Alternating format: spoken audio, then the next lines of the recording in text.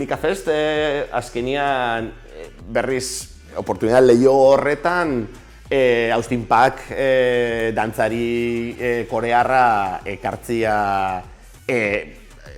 aurkitu genduan. Kaixo lagunok, Austin Paak naiz. Guretzako da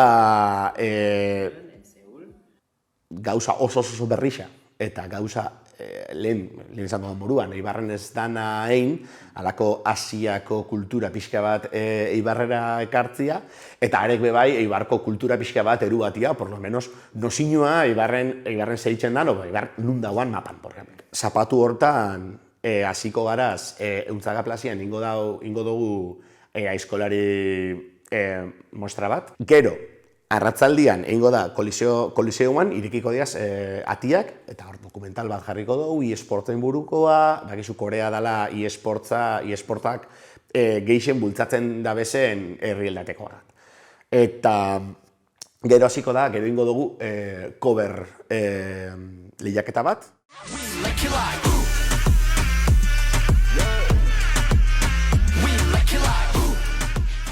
Batzu diaz profesionalak, beste batzu oso amateurrak, baina, bueno, danetatik handago. Eta hor erdixan bebai, Austin Paakek inzeben reel bat, bera dantzatzen, eta hori gero berakin dantza hau alko dabe, nahi dabenak.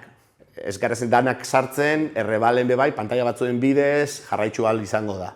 Eta Koliseoa bukatzen danean, errebalen egongo da, fotokol bat eta kultura koreanak, gastronomia koreanak inpixka bat zerikusia dakatzen gauza batzuk jarriko dira salgai, da, bueno, jateko, da erateko, da disfrutatzeko, hamaika tardixak.